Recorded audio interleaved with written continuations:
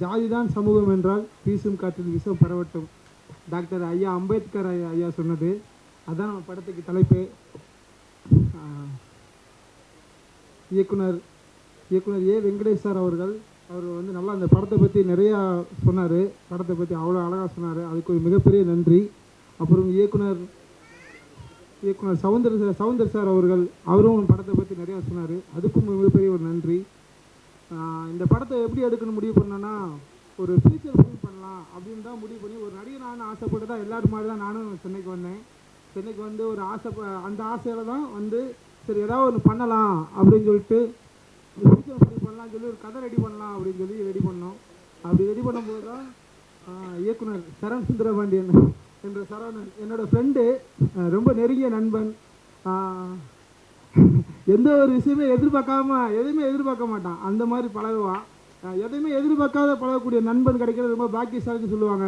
அந்த வகையில் நான் பாக்கியசாலி. ரொம்ப நன்றி சரவணா.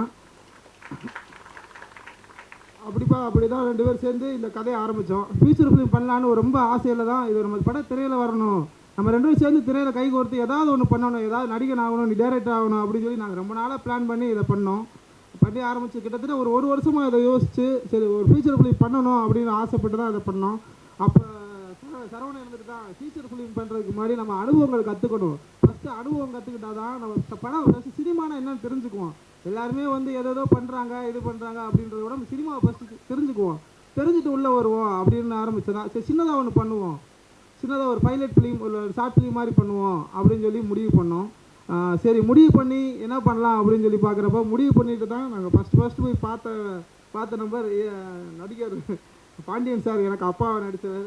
அவரோட போய் பார்த்தோம். நாங்கள் போய் பார்த்த உடனே அவர் எங்கள் சின்ன பசங்க ஏதோ சொல்கிறானுங்க அப்படிலாம் நினைக்காம எங்களை கூப்பிட்டு அனுசரணை உள்ளே உட்கார வச்சு வீட்டுக்குள்ளே உட்கார வச்சு என்னடா சாப்பிட்றீங்க அப்படின்னு சொல்லி சாப்பிட வச்சு எங்கள் டீ எல்லாம் என்ன வேணுமோ அதை எங்களை சாப்பிட வச்சு என்னடா பண்ணுறீங்க அப்படின்னு கதையை பொறுமையாக உட்காந்து கேட்டார். உட்காந்து கேட்டு எங்களுக்கு ரொம்ப அருமையாக ரொம்ப கோட்டியப்பர்ன்றது அவருக்கு மேலே யாருமே நடிக்க முடியாது சார். கண்டிப்பாக ஃபியூச்சர் ஃபிலிம் பண்ணால் நீங்கள் தான் சார் அப்பா, வேறு யாருமே தான். நாங்கள் ஃபியூச்சர் ஃபிலிம் கண்டிப்பாக பண்ணுவோம் சார், பண்ணாலும் நீங்கள் தான். ஏன்னா கோட்டியப்பர் உங்களை எடுத்துக்க வேறு யாரும் ஆக்டிங் பண்ண முடியாது சார். அந்தளவுக்கு அனுபவங்கள் என்னென்னா கண்ணால் சிரிக்க கற்றுக் கொடுத்தாரு. அதுவே ஒரு பெரிய விஷயம். கண்ணால் எவ்வளோ அழகாக சிரிக்க முடியும். இப்போ நம்மளாம் சும்மா சிரிக்கணும்னா ஒரு அழகாக சிரிச்சிருவோம். ஆனால் அவர் கண்ணால் அவ்வளோ அழகாக சிரிக்கிறாரு. அந்த கேமரா முன்னாடி நின்று இப்படி தான் நான் சிரிக்கணும், என் கண்ணை பாரு அப்படின்னு சொல்லி அந்த கண்ணாலே சிரிக்கிறாரு. அவ்வளோ அழகாக சிரித்து அந்த ஒரு அனுபவங்கள் அவர்கிட்ட ஏகப்பட்ட அனுபவங்களை கற்றுக்கிட்டோம். அதுக்கு பெரிய பெரிய நன்றிங்க சார். அதே மாதிரி தான் நம்ம ரயில் ரவி சார், அவர்கிட்ட இருந்து நாங்கள் ஐயோப்பா 2 பேரும் காம்போ நடிக்கிறப்ப நாங்கள் பெரிய பெரிய ஆக்டர் கூடலாம் பார்த்ததில்லை, நடித்ததெல்லாம் பார்த்ததில்லை. இவங்க 2 பேரும் பார்க்குறப்ப எங்களுக்கு அவ்வளோ ஒரு பிரமிப்பாக இருக்குது. ஓ நடிப்புனா இதான் நடிப்பா, இவ்வளோ மெனக்கட வேண்டியது இருக்கா அப்படின்னு அவங்க 2 பேர்த்து நடிப்பை பார்க்குறப்போ அவ்வளோ ஒரு ஆச்சரியப்பட்டேன். ஒரு அனுபவம் எங்களுக்கெல்லாம் ஒரு பெரிய அனுபவம் கிடச்சது. அது உண்மையிலே ரொம்ப ரொம்ப நன்றிங்க சார், பெரிய நன்றி. எங்களை மாதிரி இன்னும் சின்ன வளர்ந்து வர உங்களுக்கு வாய்ப்பு கொடுத்தீங்கன்னா இன்னும் நல்லாயிருக்கும். இன்னும் நல்ல ஒரு இதாக கண்டிப்பாக ஃபியூச்சர் ஃபிலிம் பண்ணுறப்ப எல்லாம் சேர்ந்து கண்டிப்பாக பண்ணணுங்க சார். அடுத்ததாக வர்சன் ப்ரோ, கண்டிப்பாக சார். வர்சன் ப்ரோ சூப்பர் ப்ரோ, வேறு லெவல். அவர் அந்த லாஸ்ட் சீன் எடுத்தோங்கல்ல, அப்போல்லாம் ஒரு பெரிய கேமரா பக்கத்தில் தெரியக்கூடாது அப்படின்னு சொல்லி தள்ளி தான் வச்சு எடுத்தோம். ட்ரோன் கேமரா மேலே வச்சு எடுத்தோம். அப்போதைக்கு என்னோடய ஃப்ரெண்ட்ஸு, என்னோடய சொந்த நண்பர்கள், என்னோட ஊர் நண்பர்கள் என்னை உண்மையிலே எவனோ வெட்ட தான் வந்துட்டான் அப்படின்னு சொல்லி, ஏன்னா தள்ளி வச்சுனா உண்மையாக எவனோ வெட்ட தான் வந்துட்டான்னு கத்தி எடுத்துரு எங்கள் வர்சன் ப்ரோ வெட்ட மறுபடியும் அடிக்க வந்துட்டானுங்க. இது ஷூட்டிங்கடா அப்படின்னு சொல்லி புரிய வச்சு அது பெரிய இது பண்ணுறது. அது ஒரு ரொம்ப நன்றி ப்ரோ. அப்புறம் மேடி வந்து நாங்கள் ஷூட்டிங் நடந்துட்டு இருக்கும் போது டிஎஸ்பி வண்டி வந்துருச்சு. டிஎஸ்பி வந்து டிரைவர் இறங்கி உடனே கத்தி வச்சிருக்கிறத பார்த்தோன்னே இறங்கணுன்னு அடிக்க விட்டார். கொஞ்ச நேரத்தில் மாப்பிள்ளை கண்ணம் படுத்திருக்கோம். டிஎஸ்பி தான் மாப்பிள்ளை. டிஎஸ்பி கொஞ்ச நேரத்தில் கண்ணம் படுத்திருக்கோம். நான் தான் இருந்துட்டு சார் இது ஷூட்டிங் சார் சொல்லி அது கொஞ்சம் விட்டுருந்தேன்னா மாப்பிள்ளை கண்ணம் அன்னைக்கே தான் இருக்கும். அந்தளவுக்கு மாப்பிள்ளை கஷ்டப்பட்டுருக்கீங்க. ரொம்ப நன்றிங்க பிரதர், நன்றிங்க மாப்பிள்ளை. அப்புறம் வெற்றி அண்ணா சொல்லவே தேவையில்ல. அவர் நடிப்பு செம்ம நடிப்பு, பயங்கரமாக வேற லெவல் நடிப்பு பண்ணார். இப்போ ஃபியூச்சர் ஃபிலிம்லாம் நிறையா ஒர்க் பண்ணுறான்னு கேள்விப்பட்டேன். மென்மேலும் வளர வாழ்த்துக்கள் அண்ணா, ரொம்ப வாழ்த்துக்கள். அப்புறம் நம்ம ஐஸ்வர்யா மேடம், நாங்கள் எங்களால் முடிஞ்ச வசதியை பண்ணி கொடுத்தோம். ஆனால் அந்த வசதியெல்லாம் நீங்கள் பொருட்படுத்தாமல் பரவாயில்ல அப்படின்னு சொல்லிட்டு அந்தளவுக்கு வந்து நடித்து கொடுத்ததுக்கு ரொம்ப நன்றி மேடம். ஆனால் உங்களோட நடிப்போட ஆர்வமும் ஈடுபாடும் பார்க்கும்போது கண்டிப்பாக நீங்கள் இன்னும் பெரிய ஆளாக வருவீங்கன்னு நினைக்கிறேன். கண்டிப்பாக வாழ்த்துக்கள் மேடம். அப்புறம் நவாஸ் ப்ரோ எல்லா இடத்துலையும் இருந்தீங்க ப்ரோ. இங்கே திரும்பினா இங்கே இருக்கீங்க, அங்கே திரும்பினா அங்கே இருக்கீங்க, எல்லா இடத்துலையும் உண்மையில் அது பெரிய பெரிய படத்துக்கு ரொம்ப முக்கியத்துவமாக இருந்தீங்க. அதுக்கு ஒரு பெரிய நன்றி. அப்புறம் செந்தமிழ் அண்ணா நல்லா மியூசிக் உண்மையிலே பாட்டு வேற லெவலில் வந்துருக்குங்கண்ணா. நீங்கள் எதோ சொன்னீங்க, நான் வந்து உட்காந்தேன், இது இப்படி தான் வாசிக்கணும், ஏதோ ஆடியோ பட்டி வச்சதா அப்படின்றது அமுக்குனீங்க, அதெல்லாம் எனக்கு தெரியாது. ஆனால் இருந்தாலும் பாட்டு வேற லெவலில் வந்துருக்குண்ணா. நல்லாயிருக்கு, ரொம்ப நல்லாயிருக்கு. அப்புறம் யாரும் மறந்துட்டேண்ணா, யாராவது ஈஸ்வர் எடிட்டர் ஈஸ்வர், நாங்கள் ஏதோ கொண்டு வந்தோம், அது ஏதோ டேபிளில் உட்கார வச்சு ஏதோ பண்ணீங்க, பரவாயில்ல பிரதர், நல்லா பயங்கரமாக பண்ணியிருந்தீங்க, ரொம்ப ரொம்ப நன்றி பிரதர். அப்புறம் மேக்கப் மாதவன் ப்ரோ ரொம்ப நன்றி ப்ரோ. நீங்கள் வராட்டியும் வரல, இங்கே வரல, ஆனால் அவ்வளோ அழகாக எங்கள் லாஸ்ட் வரைக்கும் எங்கள் கூட இருந்ததுக்கு ரொம்ப நன்றி ப்ரோ. அப்புறம் நாங்கள் அந்த சீன்லாம் எடுக்கிறப்போ ரொம்ப ரோட்லேயே வச்சு காரு பஸ்ஸு எல்லாம் வந்துட்டு இருந்தது. அந்த டயத்தில் கூட எங்களுக்கு வந்து உறுதுணை நின்றிருந்த திண்டுக்கல் மாவட்ட காவல்துறைக்கு மிகப்பெரிய நன்றி. அது ரொம்ப கஷ்டம் அந்த அளவுக்கு வந்து நின்று எல்லாருமே அந்ததுக்கு அப்போதைக்கு எங்களுக்கு ஒரு உறுதுணையாக இருந்த என் தம்பி சிவசக்தி, அவனுக்கும் பெரிய நன்றி. அப்புறம் இந்த படத்துக்காக அவளுக்கு அனைத்து நல்ல உள்ளங்களுக்கும் ரொம்ப நன்றி. அதுக்கு மேலாக நீங்கள் வந்திருக்கும் எங்கள் அழைப்பு ஏற்று வந்திருக்கும் உங்கள் அனைவருக்கும் பெரிய பெரிய நன்றி. நன்றி சொல்லி விடைபெறுகிறேன். நன்றி, வணக்கம்.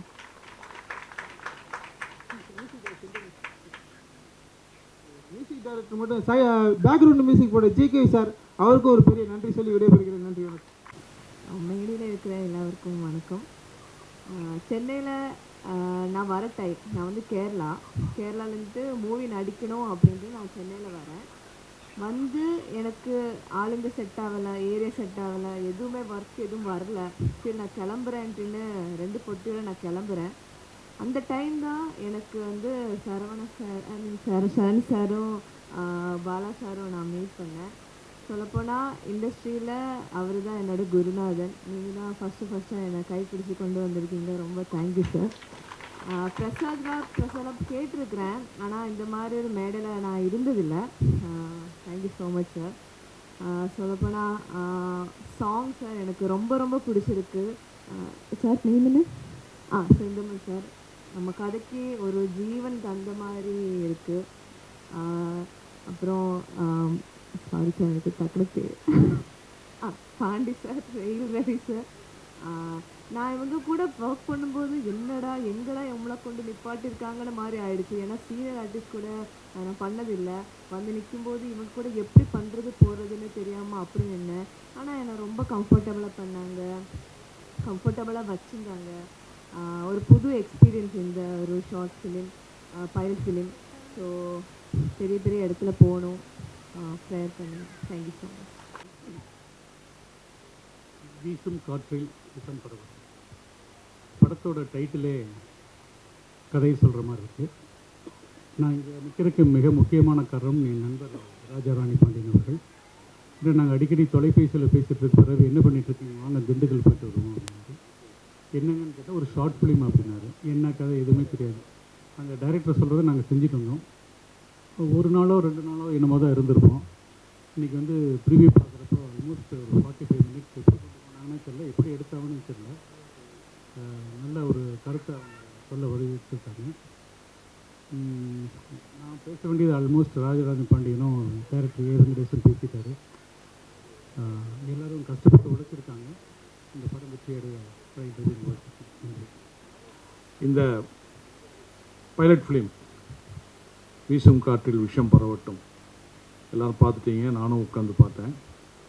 ஒரு நல்ல கான்செப்டை வந்து ரொம்ப அருமையாக பண்ணியிருக்காங்க அப்படின்னு தான் சொல்லணும்.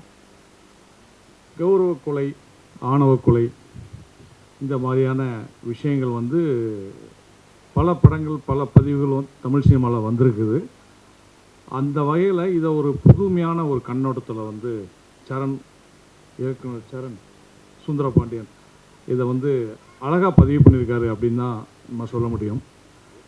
கதாபாத்திரத்துக்கு ஏற்ற நடிகர்களை செலக்ட் பண்ணதுலேயே அவருடைய அந்த விஷயம் தெரிஞ்சிச்சு. ராஜாராணி பாண்டியன் வந்து அவரை ஆரம்பத்தில் அந்த அண்டர்வேர் போட்டு இன்ட்ரடியூஸ் பண்ணது, அதன் பிறகு ரயில் ரவி, அதுக்கப்புறம் வந்து குறிப்பாக ரொம்ப நான் ரசித்த இடம் அவங்க டப்பிங்கில் பண்ணியிருந்தாங்க. இந்த பாரதி ராஜாவும் இளையராஜாவும் வந்து இன்றைக்கி லவ்வை சொல்லி ரொம்ப கெடுத்து விட்டானுயா அப்படின்னு சொல்லியிருந்தா கூட சிரிப்போடு நிறுத்திருக்கலாம். கண்டினியூஸாக அடுத்த வாய்ஸு அவங்கள தூக்கிமானே அப்படின்னு சும்மர்ரா விளக்கண்டா அப்படின்ட்டு ஒரு அந்த இடம் வந்து ரொம்ப ஒரு நல்ல வாய் விட்டு சிரிக்கக்கூடிய இடமா இருந்துச்சு. டைரக்டர் வந்து அந்த ஓப்பனிங் அந்த ஒரு ஸ்ட்ரீட்டில் ஆரம்பித்து அந்த சிங்கிள் ஷாட்டு, நீங்கள் 2 பேரும் நடிச்சிருந்தீங்களா, அந்த சிங்கிள் ஷாட் அப்படியே வந்து அந்த வீடு ரவி உள்ளேருந்து வர்ற வரைக்கும் அந்த சிங்கிள் ஷாட் வந்து ரொம்ப டிஃப்ரெண்ட்டாக பண்ணியிருந்தாங்க. ஒரு பைலட் படத்துக்கு மெனக்கிட்டு இருக்காங்க அப்படிங்கிறது நல்லாவே தெரிஞ்சிச்சு. உதாரணமாக ட்ரோன் ஷாட்லாம் நிறைய வச்சுருந்தாங்க. அதுலேயே அவங்க வந்து இந்த படத்தை வந்து ஓரளவுக்கு நம்ம மேக்ஸிமம் ஒரு கண்டென்ட் பட்ஜெட் இருந்தால் கூட ஒரு நல்ல விஷுவல் கொடுக்கணும் அப்படின்னு மெனக்கிட்டு இருக்காங்க அப்படின்றது நல்லாவே தெரிஞ்சுது. அது நம்ம டிஓபி உள்பட படத்தினுடைய நடிகர்கள் எல்லாத்துக்கும் டெக்னீஷியனுக்கும் வாழ்த்துக்கள். குறிப்பாக அதாவது அந்த இது வச்சுருக்கீங்களாம்மா இது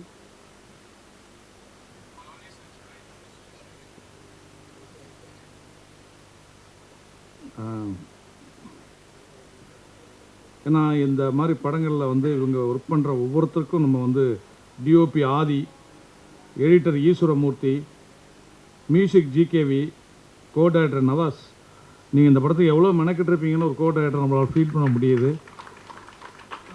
சாங் சேனலில் செந்தமிழ் நல்ல வார்த்தைகளை பிரயோகப்படுத்தியிருந்தார், அவருக்கும் வாழ்த்துக்கள். அப்புறம் இந்த படத்துக்கு வந்து ரெட்டு ரொம்ப நல்லா பண்ணியிருந்தீங்க. ஏன்னா க்ரீனிஷ் நல்லாவே என்ஹான்ஸ் பண்ணி ரொம்ப நல்லா பண்ணியிருந்தீங்க. இந்த இவர் முஸ்லிமா நடித்த நண்பர் வெற்றி ரொம்ப நல்லா பண்ணியிருந்தீங்க. இந்த இயக்குனர் உள்பட குறிப்பாக ஒரு பைலட் ஃபிலிம் வந்து எடுக்கிறது எவ்வளோ கஷ்டம் ஃபீச்சர் ஃபிலிமை விட அப்படிங்கிறது வந்து எனக்கு நல்லாவே தெரியும். அதை வந்து தன்னுடைய சொந்த காசை போட்டு அதில் கதாநாயகனாக நடித்து இவ்வளோ ஒரு படத்தை எடுத்துக்கொண்டு வந்து இன்றைக்கி வந்து எல்லாருக்கும் போடக்கூடிய அளவுக்கு அந்த படத்தை கொண்டு வந்திருக்காருன்னா அதுக்கு பின்னாடி பாலா எவ்வளோ உழைச்சிருக்காருன்னு தெரியுது. பாலாவுக்கு வாழ்த்துக்கள். அப்புறம் ஸ்க்ரீனில் பார்க்குறப்போ அது நமக்கு ரொம்ப பரிச்சயமான ஒரு முகமாகவும் நம்ம பக்கத்து வீட்டில் பார்த்த மாதிரியான ஒரு முகம் இருந்துச்சுன்னா அது ஆடியன்ஸ்க்குள்ளே போய் அப்படியே நிற்கும்னு சொல்லுவாங்க. அந்த வகையில் இந்த படத்தில் கதாநாயகியாக நடித்த ஐஸ்வர்யாவுக்கு வாழ்த்துக்கள். எனக்கு இங்கே பார்த்துட்டு ஸ்க்ரீனில் பார்க்குறது டவுட்டு எனக்கு கேட்டேன் அவங்கள்ட்ட, நீங்கள் தானே அது அப்படின்னு கேட்டேன் அவங்கள்ட்ட. அந்தளவுக்கு ஸ்க்ரீனில் வந்து ரொம்ப அழகான ஒரு பெர்ஃபார்மன்ஸ் பண்ணியிருந்தாங்க. குறிப்பாக எனக்கு அந்த ஒரு சின்ன அந்த பரண்டுன்னு சொல்லுவாங்க, அந்த இடத்துல அவங்க உட்காந்து அந்த ஃபஸ்ட் டே வாழ்க்கையை தொடங்குறத பற்றி பேசுகிற சீன் ரொம்ப நல்லாவே இருந்துச்சு. கடைசி காட்சியில் வந்து அந்த அவர் கையை அறுத்துட்டு போகிறது வந்து ரொம்ப இம்பேக்டாக இருந்தால் கூட அதாவது எல்லாமே நம்ம பாராட்டி போகக்கூடாது, இருந்தாலும் நம்ம சைட்லேருந்து நம்ம சொல்லக்கூடிய விஷயம் சொல்லணுன்றதுக்காக அதை இன்னும் கொஞ்சம் நீங்கள் கூட அடுத்த தடவை ஷோ போடுறதுக்குள்ளே முடிஞ்சால் மிக்சிங்லேயே கூட சொல்லி எதுக்காக அதை செய்கிறாரு அவர், அதை ஒரு அண்டர்ஸ்டாண்ட் பண்ணிக்க முடியுது. நான் வந்து நீ இல்லாட்டா என் கையை அளந்த மாதிரி நான் ஃபீல் பண்ணுவேன் சொல்கிறவன் எதுக்கு கையை அறுத்துட்டு போகிறாரு, ஒருவேளை எனக்கு நீ சொத்து எழுதி வைக்கலை, நீ அந்த கையை இருக்கக்கூடாதுன்னு எடுத்தாரா என்னன்ற ஒரு கிளாரிட்டி மட்டும் நீங்கள் வந்து அதில் நீங்கள் சொல்லிட்டீங்கன்னா நல்லாயிருக்கும்னு எனக்கு தோணுச்சு. ஏன்னா நான் கேட்டேன் எதுக்காக கையை இருக்கிறாரு அப்படின்னு பக்கத்தில் இவர்கிட்ட கேட்டேன், எனக்கு தெரியல அப்படின்னாரு இவர் ராஜராட்டி பாண்டியன். அதை மட்டும் கொஞ்சம் சொல்லியிருக்கலாம். மற்றபடி படம் வந்து எனக்கு வந்து இன்னும் சொல்ல போனால் இது வந்து ஒரு ஃபியூச்சர் ஃபிலிமாக பண்ணுறதுக்கான கண்டென்ட் இருக்குது, அதில் எந்த மாற்று கருத்தும் இல்லை. இன்றைக்கி வந்துட்டு கண்டென்ட்டு தான் முக்கியம். வந்து அதில் வந்து முதல் 12 ஹீரோவை தவிர்த்து நீங்கள் யாரை வச்சு பண்ணாலும் படம் நல்லா இருந்தால் தான் ஆடியன்ஸ் வருவாங்கன்றது எல்லாருக்கும் தெரிஞ்ச ஒரு விஷயம். ஸோ இந்த படத்துக்கு ஒரு முன்கதை இருக்குது. அந்த ஃபோட்டோவில் போஸ்ட் கொடுத்து உட்காந்துருந்தார் இல்லையா அந்த நம்ம ராஜராண்டி பாண்டியன் அந்த கேரக்டர், அது வந்து அதுக்கு ஒரு கதை இருக்குது. அதுக்கப்புறம் அந்த டிரைவரை பற்றி ஒன்று பேசுவார் மைண்ட் வாய்ஸில். இவனும் நம்ம பொண்ணும் ஒரே ரிங்டோன் வச்சுருக்காங்க, 2 பேருக்கு ஏதோ இருக்குமோ நோனியும் போட்டுற வேண்டியதான் அப்படின்ற மாதிரி பார்ப்பார் இல்லையா, அதுக்கு ஒரு கதை இருக்குது. கையை அறுக்கிறதுக்கு ஒரு கதை இருக்குது. இதுவும் சொல்ல போனால் பையனோட அப்பா இங்கேருந்து கிளம்பிட்டார், நிச்சயமாக அந்த பக்கம் பொண்ணோட அப்பாவும் அப்படியே இருந்தாருன்னா அவருக்கும் அதே தான், தூக்குனா பொண்ணையும் பையனையும் தூக்குனா அவர் ஒரு பக்கம் கிளம்பி வராருன்னா இன்னும் ஒரு டென்ஷன், என்ன நடக்க போகுது அப்படிங்கிறது. அது மாதிரி அந்த விஷயத்தை வச்சு இந்த படத்தை ஒரு ஃபீச்சர் ஃபிலிமாக பண்ணலாம். அதற்கு வந்து சரண் நீங்கள் முயற்சி பண்ணுங்கள், நிச்சயமாக நல்லபடியாக வரும். தவிர எல்லா படைப்பாளிகளும் நான் உள்பட அப்போல்லாம் வந்து நாடகங்கள் அப்புறம் சிறுகதைகள் எழுதுறது தொடர்கதைகள் எழுதுறது, நாவல் எழுதுறது, இப்படி தங்களுடைய திறமையை காமிச்சு இளைஞர்களெல்லாம் சினிமாவுக்குள்ளே வந்துட்டு இருந்த காலகட்டத்தில் இன்றைக்கி சினிமாவுக்குள்ளே வர்றதுக்கு நிறைய பிளாட்ஃபார்ம் வந்துடுச்சு. ரீல்ஸில் ஆரம்பித்து, ஷார்ட் ஃபிலிமில் ஆரம்பித்து, இந்த மாதிரி பைலட் ஃபிலிம் வரையும் தன்னுடைய திறமையை காட்டுற அளவுக்கு வந்திருக்குது. நல்ல கிரியேட்டோடு வந்திருக்காங்க அப்படின்றதும் ஒரு மெசேஜ் சொல்லணும், ஒரு ஃபைனலாக ஒரு நல்ல ஒரு டச் பண்ணணும், ஈஸ்தட்டிக் டச் பண்ணணும் அப்படின்றதையும் இன்றைக்கி வரவங்க நல்லா ஃபீல் பண்ணுறாங்க அப்படின்றது இந்த படத்தில் கடைசியில் வந்துட்டு அந்த பர்த்தாவை வந்து அந்த பொண்ணு மேலே போத்துறதுல வந்து ஜாதி இனத்தையும் வீதி ஜாதியை விட இங்கே மதம் கூட அதை பார்க்குறது இல்லை, ஆனால் இன்னும் ஜாதியை பார்த்துக்கிட்டு இருக்கீங்கன்ற அந்த கான்செப்ட் குறியீடாக சொன்னது ரொம்ப அருமையான ஒரு விஷயமா இருந்துச்சு. ஸோ இந்த மாதிரி படப்பாளிகள் இன்னும் நல்லபடியாக வளர்ந்து ஃபியூச்சர் ஃபிலிம் கொடுக்கணும் அப்படின்னு என்னுடைய சார்பாக அவங்க எல்லாருக்கும் என்னுடைய வாழ்த்துக்களை சொல்லிக்கிறேன். எல்லாருமே கடின உழைப்பை போட்டிருக்கீங்க. இடையில ராஜா பாண்டியன் நவாஸ் கூப்பிட்டு சொன்னார், நல்லா உழைச்சிருக்கப்பான்னாரு. நல்லா உழைக்கல சார், நல்லா உழைச்சிருக்கோம், எல்லாருமே சேர்ந்து அந்த படத்தை பண்ணோம் அப்படின்னாரு. ஸோ உண்மையிலே அவங்களுடைய உழைப்பு, ஒட்டுமொத்த உழைப்பும் இதில் தெரிஞ்சிச்சு. ஆக்சுவலி நான் வந்து இன்னும் கொஞ்சம் முன்னாடி ஆரம்பிச்சிருப்பாங்க, நம்ம இருந்து பார்த்து போகலான்னு சொல்லியிருந்தேன்.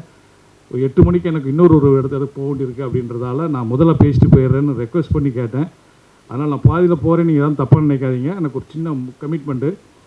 மற்றபடி இந்த விழாவில் கலந்து கொண்ட உங்களுக்கும் இந்த இப்படி ஒரு விழாவை அமைத்து இந்த மாதிரி ஒரு பைலட் ஃபிலிம் அதுவும் ரொம்ப நல்லா பண்ணியிருக்காங்க. சும்மா ஏனோ தானோன்னு எடுக்காமல் நல்ல மெனக்கெட்டு எடுத்த மொத்த டீமுக்கும் என்னுடைய வாழ்த்துக்கள். விரைவில் உங்களை வெள்ளித்திரையில் சந்திக்கிறேன். நன்றி, வணக்கம். பாராட்டணும். லிங்க்கு லீடோடு எடுத்திருக்காரு. லிங்க்கு லீடு லிங்கு, அதை ரொம்ப அற்புதமாக திரைக்கதையை அமைச்சிருக்கிறாரு டைரக்டர்.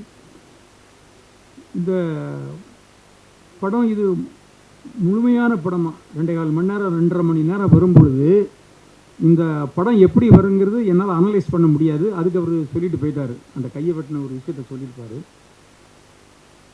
இந்த படம் பார்க்கும்போது இந்த படத்தை வசனம் டைரக்டர் சூப்பர்.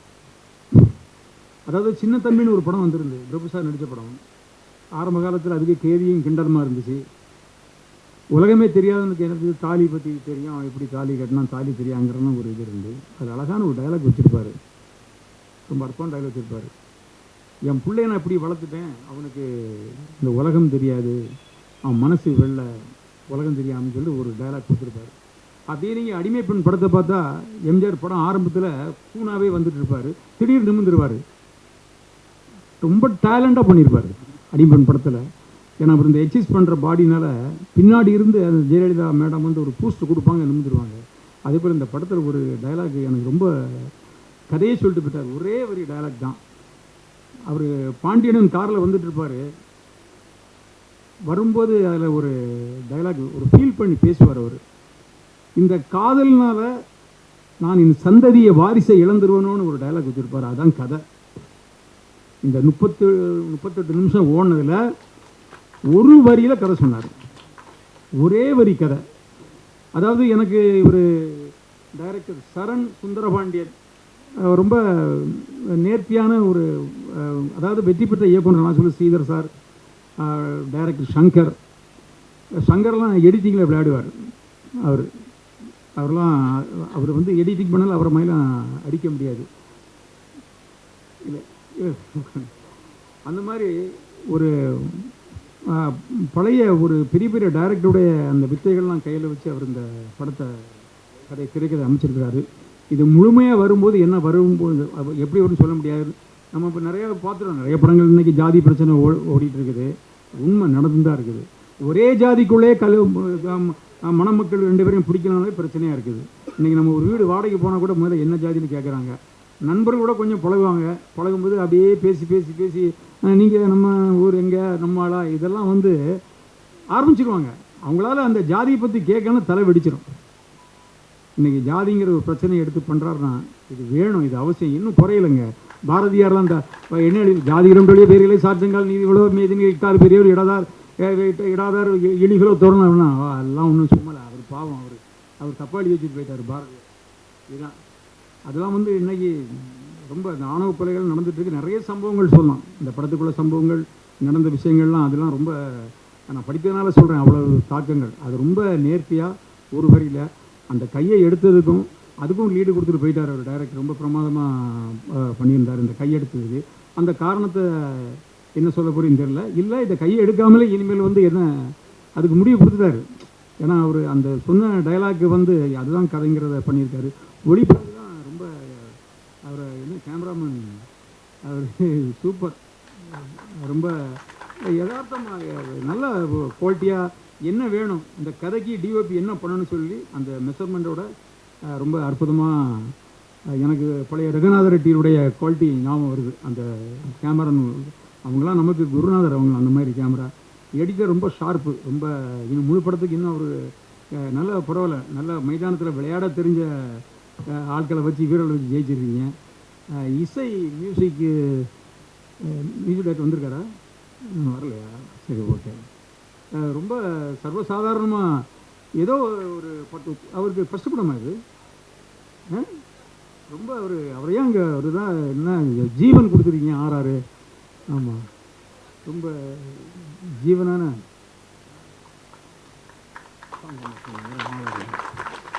சாங்ஸ் கம்போசிங்லாம் ரொம்ப ரொம்ப நல்ல ஒரு சிறப்பு.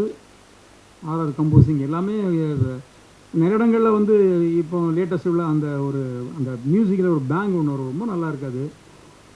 அப்புறம் கதையில் வந்து அந்த இவங்க அந்த கோயிலில் 2 பேரும் கும்பிட்டு இருக்கும்போது இவர் பாய் வந்து விரட்டி வருவார். அது கூட எனக்கு என்னடா என்ன இருக்குது அங்கேயே பேசிக்கலாமே. நான் சில நேரங்களில் சில விஷயங்களை நம்ம தனியாக பேசணும் வரும். ஏன்னா வெட்டுக்குத்து வரும், அடிப்படி வரும். அதை டைரக்டர் எந்த மைனூட்டில் பண்ணியிருக்கான்னு தெரில. அது நீங்கள் அப்படி தான் பண்ணியிருப்பேன்னு நினைக்கிறேன். அது ரொம்ப 12 இடத்துல போய் இந்த அங்கி எதுக்கு போட்டிருக்கேன், எங்கள் சட்டத்துக்கு உட்பட்டது, இஸ்லாமத்து எங்கள் இஸ்லாமியத்துடைய பெண்கள் அணியிறது, இதை போட்டு நீ ஏமாற்றக்கூடாதுன்னு சொல்லி வாங்கியிருக்காரு. அப்புறம் ஒரு ஃபீல் பண்ணுறது, அதே அவர் இறந்த பிறகு போடுற விஷயங்கள்லாம் நல்ல அந்த 38 நிமிஷத்துக்கு வந்து சும்மா சொல்லக்கூடாது. எப்படி பாராட்டுன்னு தெரில. இன்னும் விட்டு போன டெக்னீஷியன் யாராவது இருக்குன்னு தெரில. பாண்டியன் மாசு, அந்த மாதம் வந்து அவருக்கு அவர் நான் எதிர்பார்க்கல. அண்ணன் எப்பவும் போல் கூப்பிடுவார். நாங்கள் ஒரு ஷூட்டிங்கில் இருக்கும்போது பாலக்கல்ல சொல்லிட்டு அண்ணே உங்கள் கண்ணு எனக்கு பிடிக்குன்னு சொல்லிட்டே இருந்தேன் அவர்கிட்ட. அது இங்கே வந்து பார்த்தப்பதான் தெரியாது இப்படி ஒரு மிரட்டலான ஒரு நடிகர், அதாவது பிரகாஷ்ராஜுக்கு ஈக்குவலான ஒரு நடிகர். பாராட்டணும். அவர் தம்பியாக அவர் நிறைய படங்கள் பண்ணியிருக்காரு. அவரும் கடைசியில் ஒரு ஆப்பு வச்சுட்டு போயிட்டார். பாண்டியன் என்ன நடிகர், நான் நடிக்கிறேன்னு கையை வெட்டி எடுக்கிறது. இந்த கையை வெட்டுறதெல்லாம் வந்து நிறையா நடந்த சம்பவங்கள். கையை வெட்டுறது, வீட்டு தொங்க போடுறது, பசுவை வெட்டுறது, இதெல்லாம் எங்கள் ஊர் பக்கங்கள்லாம் ரொம்ப சர்வசாதாரணமாக பண்ணியிருக்காங்க. தயவுசெய்து இந்த படத்தை வந்து முழுமையாக வரும் பொழுது ஒரு நல்ல அப்புறம் முக்கியமானவங்க அந்த ஹீரோ அவர் ரொம்ப இது இதெல்லாம் புதுமுகம். ஆமாம், அதான் டைரக்டர் ஸ்ரீதர் சார் மாதிரி ஆகிட்டார். டைரக்டர் ஸ்ரீதர் இருக்கார், இந்த புதுமுகங்களை வைக்க டிஆர் மாதிரி அந்த ரேஞ்சு போயிட்டார். அவங்க ஹீரோயினி உங்கள் ஐஸ்வர்யா, உங்களுக்கு ஃபஸ்ட்டு படமாக எப்படி தாளித்து எடுத்துருக்காங்க. ரொம்ப சாதாரணமாக நினச்சி கூட பார்க்கல. அங்கேருந்து நான் பார்க்கும்போது ஒரு புதுமுகம் மாதிரியே தெரியல. அந்த ஒரு அவங்க மனமாற்றம் வந்து ரொம்ப எக்ஸலண்ட்டாக இருந்தது. ஏன்னா அந்த லவ் பண்ணால் வரும். லவ் பண்ணியிருந்தீங்கன்னா உண்மையிலே நம்ம போல்டாக லவ் பண்ணிடுவோம். அந்த பொண்ணு லவ் பண்ண பொண்ணுடைய மனமாற்றம் திடீர்னு கூட தான் வந்துட்டு இருப்பாங்க. தாலி கட்டும்போது மாறுவாங்க, தாலி கட்டுறது முன்னாடி மாறுவாங்க. அந்த மனநிலையை சொல்லி அவர் அந்த கண்ணீராக வரவழைச்ச அந்த பொண்ணு தன்னுடைய காதல் உண்மையானதுன்னு சொல்லும்போது ரொம்ப பிரமாதமாக அவங்க ஆக்சுவலி வந்து என்ன இந்த டீம் வந்து ஒரு பெரிய சக்ஸஸ் பண்ணுற டீம். தயவுசெய்து திரைக்கதையில் இருந்து பின் பாயிண்ட்லேருந்து ஒர்க் பண்ணுங்கள். லிங்க் லீடோட இன்னும் நிறைய பண்ணுங்கள். நிறைய இந்த கதையில் நீங்கள் விளையாடலாம். கொஞ்சம் வந்த கதையாக இருந்தால் கூட இதில் இன்னும் வேறு ஏதாவது டிஃப்ரெண்ட்டாக சொல்லுங்கள். ஏன்னா மாரி செல்வராஜோடைய ஸ்டேட்மெண்ட் நான் பார்த்துருப்பீங்க. ரொம்ப ஆனரபிளாக இருக்கிறார், கவலைப்படாத ஒரு டைரக்டர், தைரியமாக பேசுகிறார். அதுவே நீங்கள் பேசுங்க. ஜாதி இருக்குது சார், ஜாதி வந்து ஒளியில் சார், அது இருக்குது. ஆமாம், அதனால் இந்த இடத்துக்கு என்ன கூப்பிட்டு பேச வச்சு நான் ஏதாவது விட்டுருந்தா, யாரையாவது நண்பர்களை விட்டுருந்தாலும் இந்த டீம் எல்லாருக்கும் சேர்த்து என்னுடைய பாராட்டுகளை நான் தெரிவிச்சுக்கிறேன். ரொம்ப அனுபவமான ஆட்கள் இதெல்லாம். டைலாக்லாம் ரொம்ப பிரமாதமாக இருக்குது. இன்னும் நல்ல ஆழமாக திங்க் பண்ணுங்கள். மிஸ்டேக் இல்லாமல் கொஞ்சம் நல்லா பண்ணி படத்தை சக்ஸஸ் பண்ணுங்கள். அவர் என்னங்க வரவழைக்க முக்கியமாக காரணம் இந்த பாண்டியண்ணன். அவர் இங்கே சொல்லக்கூடாது, அவர் குட்டி எம்ஜிஆர் மாதிரி. எனக்கு மட்டுமே அவர் வந்து எனக்கு குட்டி எம்ஜிஆருக்கு குழந்தை பிறந்திருந்தால் எப்படி அவருக்கு ஒரு கடைசி வாரிசு இருக்குமோ அந்த மாதிரி அவர் ஒரு நல்ல மனிதர். என்கிட்ட அடிக்கடி ஃபோனில் பேசுவார். இன்றைக்கி அந்த புது டைரக்டர் கூட்டாப்புல சரி விட்டுட்டேன் சார், சம்பளமெல்லாம் கம்மி பண்ணி ரொம்ப ஈவு மனப்பான்மை அவருக்கு. நல்ல ஒரு இந்த படத்தில் நீங்கள் முழு படமாக எடுக்கும் பொழுது ஃபுல் பிக்சர் எடுக்கும்போது அவரை விட்டுறாதீங்க, இது அவரை தாராள பண்ணி வாங்கிடுவார். சரி, நேரம் கருதி இன்னும் நிறையா விஷயங்கள் இந்த படம் பார்த்து வந்துக்கிட்டே இருக்குது. எனக்கு பேச வேண்டியது இருக்குது. அதற்காக எனக்கு மரியாதை கொடுத்து ரொம்ப நாளாச்சு ஸ்டேஜில் விஜய் அஜித் வச்சு பண்ண டைரக்டருங்கன்னு ஒரு அன்பினத்தை அழைத்ததுக்கு நன்றி கூறி விடைபெறுகிறேன். நன்றி, வணக்கம். முக்கியமாக இந்த பார்வையாளர்கள் இவங்க அந்த கிளாஸ் கொடுத்தாங்க, அதெல்லாம் உங்களை நான் பாராட்டுறேன். நன்றி, வணக்கம். உண்மையான ஒரு கருத்து, நான் ஷார்ட் ஃபிலிம் மூலம் தான் ஃபேமஸ் ஆனேன். நாளை இயக்குனர் கலைஞர் டிவியில் வந்த ஷார்ட் ஃபிலிமில் தான் நான் ஃபேமஸ் ஆனேன். மண்டையில் எடுத்த டைரக்டர் அஸ்வினும் என்னை வச்சு எடுத்தவர் தான். கடைசியில் நம்ம நித்திலன், மகாராஜா நித்திலனும் என்னை வச்சு ஷார்ட் ஃபிலிம் எடுத்தவங்க தான். அது மாதிரி ஷார்ட் ஃபிலிம்லேருந்து வந்த என்னை வச்சு எடுத்தவங்களாம் இயக்குனர். ஆனால் முதல்ல ஷார்ட் ஃபிலிமாக என்னை வச்சு எடுத்தது என்னுடைய பையன் இளன், அவரும் டைரக்டர் தான். ஸோ என்னை வச்சு குறும்படம் எடுத்தவங்களாம் இயக்குனர் ஆகிட்டாங்க. ஆனால் இவனுங்க போய் சொல்லி ஷார்ட் ஃபிலிம் சொல்லி நடிக்க வச்சுட்டாங்க. அது பைலட் ஃபிலிமாக எடுத்துருக்காங்க. எனக்கு என்ன ஆச்சுன்னா, பைலட் ஃபிலிம் நான் நடித்து கொடுப்பேன், அது திரைப்படம் ஆகும்போது நான் இருக்க மாட்டேன், வேற ஆள் போட்டுவானுங்க. நீங்கள் போட்டக்கூடாதுங்க போய் சொல்லி வைக்கிறேன். ஏன்னா பைலட் ஃபிலிம் நான் நடிப்பேன், அது ஆகவாகன்னொன்னே கடைசியில் பார்த்தா அந்த திரைப்படம் ஆகும்போது நான் இருக்க மாட்டேன். என்னடா இந்த படம் இந்த சீனில் நம்ம நடிச்சிருக்கோமே, அந்த டைரக்டர்லாம் குறிப்பிட விரும்பலை, இது நம்ம நடிச்சிருக்கோமே அப்படின்னு பார்த்தா அதே வேற ஆள் போட்டு எடுத்துருப்பாங்க. அது காரணம் என்னென்னா சம்பளம். நான் என்னமோ 10 லட்சம் வாங்குற மாதிரி இவங்க அப்படி தான் சொல்லியிருந்தாங்க. இருந்தாலும் அவன் டைரக்டர் ஒன்றுமே தெரியாத மாதிரி நடித்தாங்கிட்ட, ஒன்றுமே தெரியாது, அப்புறாடி மாதிரி. இவனை நம்பி இவ்வளோ பெரிய லாரியை எப்படா கொடுத்தாங்கிற மாதிரி நான் நினச்சேன். ஆனால் உண்மையிலேயே லாரியை ஓட்டுறோம், திறமையாக இருக்குது. நான் என்னென்ன சந்தேகங்கள் நினச்சேனோ அதை ஒரு இயக்குனர் வெங்கடேஷ் தெளிவாக எடுத்து சொல்லிட்டு போயிட்டார். அதையே திரும்ப நான் சொல்ல வேண்டிய அவசியம் இல்லை. ஆனால் அவர் சொன்னதோட என்ன பண்ணார்னா, ஒரு திரைப்படமாக எடுக்கிறதுக்கு என்னென்ன கியூ அதெல்லாம் கொடுத்து போயிட்டார். இந்த பரிசீலனைக்கு கொஷின் அவுட் பண்ணுற மாதிரி பண்ணிட்டு போயிட்டார்.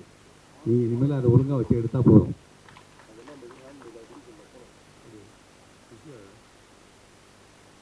நான் மைக் சரியாக கேட்கலைன்னு முன்னாடி வரேன். இது ஓகேயா? நன்றி. இந்த வரைக்கும் ஒர்க் பண்ணலையாங்கிற மாதிரி சந்தேகத்தை கழிக்கிட்டேடா. அந்த இதில் இந்த டீமில் யார் பேருமே எனக்கு அது அதிகமாக தெரியாது. அவன் இயக்குனர் பேர், இவர் பேர் தான் தெரிய போகிற, கேமராமேன் பேர் தெரியாது, அந்த பொண்ணு பேர் தெரியாது, யார் பேருமே தெரியாது. ஆனால் நான் ஒரு குடும்பமாக போய் நடிச்சுட்டு வந்துட்டோம். கேமரா இதில் டிபார்ட்மெண்ட்டில் பயங்கரமாக கோடையாட்டர் அடித்தவன் விரைவில் இயக்குனர் நானும் ரவியும் பேசிக்கிட்டோம். இவர் தான் நாங்கள் அங்கே நடிக்கும் போதே இந்த பையன் விரைவில் ஒரு இயக்குனராக வருவான் அப்படின்ட்டு. இப்போ இங்கே சொல்கிறது காரணம், இவன் படத்துலேயே நமக்கு சான்ஸ் வேணும் இல்லையா, அதனால் அறிமுகப்படுத்திக்கிறேன். நல்லது. இந்த மாதிரி சின்ன சின்ன விஷயங்களெல்லாம் எடுத்துகிட்டு பெருசாக படம் பண்ணும்போது நான் குறும்படத்துலேருந்து வந்தோங்கிற ஒரே காரணத்துக்காக இந்த மாதிரி புதுசாக வர இளைஞர்களுக்கு ஊக்குவிக்கணுங்கிற நோக்கத்துக்காக என்னுடைய சம்பளத்தை குறைச்சிட்டு நடிக்கிறேன். அதில் எந்த மாற்றமும் கிடையாது. அதில் ஒரு நல்ல முக்கியத்துவம் கொடுத்தாங்கன்னா இன்னும் அவங்களுக்கு சிறப்பாக பண்ணணுங்கிறது தான். ஏன்னா நாளைய இயக்குனர் அவங்க தான். எந்த நாளைய இயக்குனர் நான் வந்தனோ அந்த நாளைய இயக்குனர் அவங்க தான். இங்கே இவங்க என்கிட்ட சொல்லும்போது யார் யார் அழைச்சிருக்கீங்களோடு தெரியாது. வெங்கடேஷ் சார் நான் தான் வரவழைச்சேன். இந்த மாதிரி தம்பி எனக்கு ரொம்ப வேண்டிய பசங்க, விவரமே இல்லாமல் அவங்க இவ்வளோ தூரத்துக்கு வந்துட்டாங்க, கொஞ்சம் நம்மலாம் கை கொடுக்கணும்னு சொல்லி தான் வெங்கடேஷ் சார் கூட்டியாந்தேன். அவர் இயக்குனர் இவரை கூட்டியாந்தேன். நம்பி அங்கே உட்காந்துக்கார், நம்பி நடிகர். அவர் கெட்டப்பே சூப்பராக இருக்கும். எழுந்து நில்லுங்கண்ணே, அவங்கள பார்க்கணுண்ணா, வாங்கினேங்க மேலே வாங்கினேன். ஏன்னா இவங்கெல்லாம் இவர் நிறைய படங்கள் பண்ணியிருப்பார். இவருடைய கெட்டப் எனக்கு ரொம்ப பிடிக்கும். எங்கே பார்த்தாலும் அவரை ஸ்டில் எடுத்து கொடுத்துருவேன் நான். அந்த ஸ்டில்ஸ் அவருக்கு சந்தோஷத்தை கொடுக்கும். நம்பியன் இவங்கெல்லாம் ரொம்ப நாள் கலைத்துறையில் பணியாற்றுறவங்க. இவங்கள மாதிரி ஆட்களெல்லாம் நம்ம பயன்படுத்தணுங்கிறதுக்காக தான் இப்போ நான் குறிப்பிட்டு சொல்கிறது. கலைஞர்கள் எங்கே இருந்தாலும் தேடி கண்டுபிடிச்சி கொடுக்குறது இயக்குனருடைய வேலை. இயக்குனருடைய இது அதுதான். இது நல்ல கலைஞர்களை தேடி கண்டுபிடிச்சி கொடுக்கணும்னு மற்றபடி இந்த திரைப்படத்தில் நடித்த என் மகனாக நடித்த சரவணன், பாலா, இவங்கெல்லாம் வந்து பார்த்திங்கன்னா புதுமுகங்கிற ஒரு இது தெரியலை. ஓரளவுக்கு ரொம்ப புதுசு, இவங்கெல்லாம் இது பண்ண மாட்டாங்க அப்படின்னு நினைக்கல. நல்லா பண்ணாங்க. அவங்களுடைய பங்கு அவங்களுக்கு சரியாக அழிச்சிட்டாங்க. எடிட்டரு, இந்த சாங் வந்து ரொம்ப பிரமாதமாக இருந்துச்சு. இந்த சாங் வந்து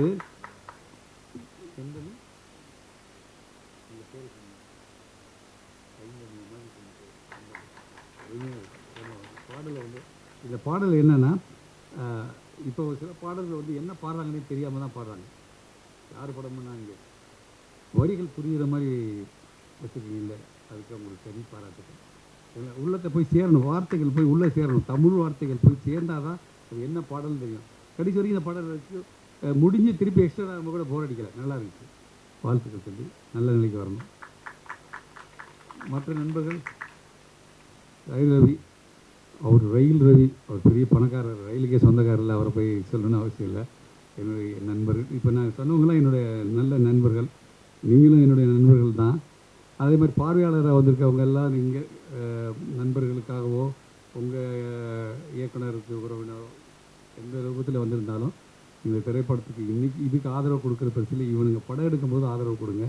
அவங்க ஒரு திரைப்படம் கண்டிப்பாக எடுக்கணும், அவங்க பெரிய லெவலில் வரணும். அந்த திரைப்படங்கள் வந்து நல்லபடியாக ஓடி அவர் இயக்குனருங்கிற பட்டத்தையும் அவர் நடிகருங்கிற பட்டத்தையும் பெறணும். இதற்கு தானே ஆசைப்பட்டா இப்போ ஆளுக்கு மர மாதிரி நான் அப்படி தான் வந்தேன். இங்கே நின்று ஃபோட்டோ எடுத்துக்கிட்டேன்.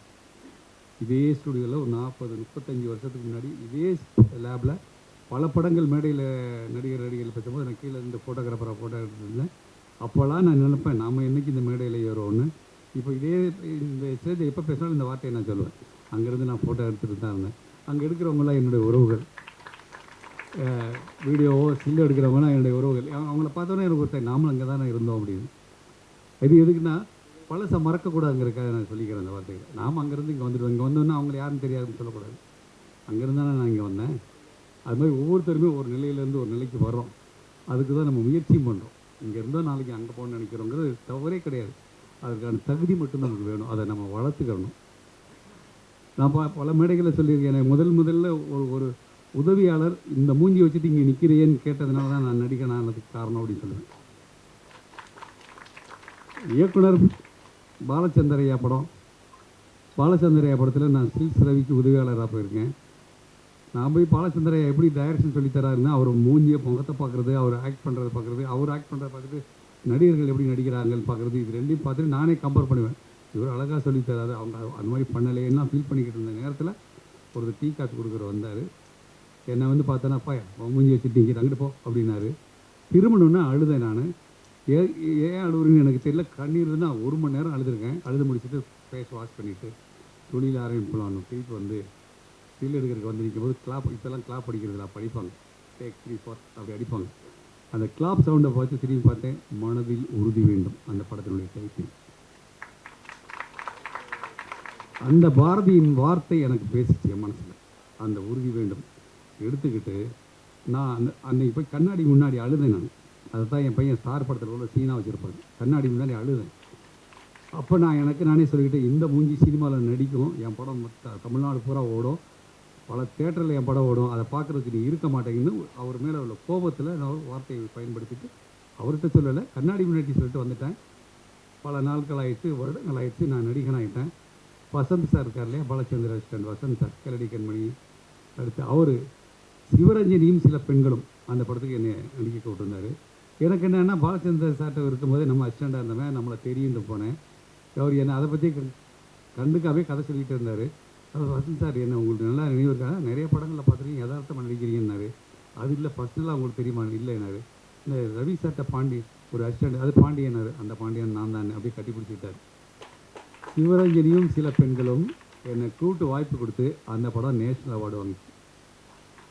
நான் என்னென்னா, நான் நடிக்கிற படம் நேஷனல் அவார்டு வாங்கியிருக்குல்ல, அதே மாதிரி தர்மங்கிற ஷார்ட் ஃபிலிம் அஸ்வின் மண்டேலா எடுத்தது தேசிய விருது. நான் சினிமா நடிச்சிருந்தா கூட தேசிய விருது வாங்கியிருக்க முடியாது.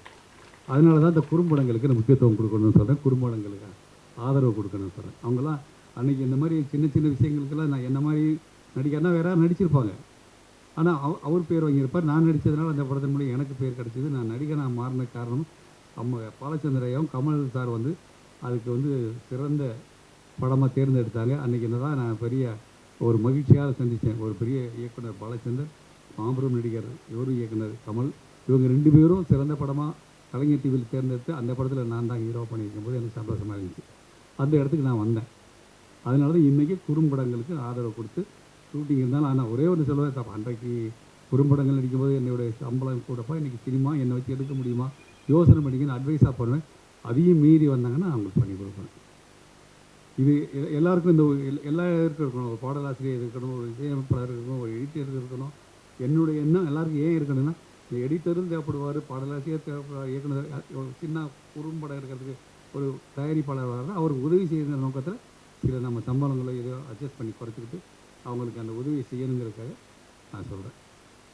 நல்ல எண்ணங்களை விதைக்கணும் தான் மனிதன். என்னால் முடிஞ்சதை விதைக்கிறேன். ஒரு சிலருக்கு உதவி செய்யணுமா, என்கிட்ட 10 ரூபா இருக்கா, 2 ரூபா கொடுக்க முடியுமில்ல, கொடுக்கலாம், கொடுங்க.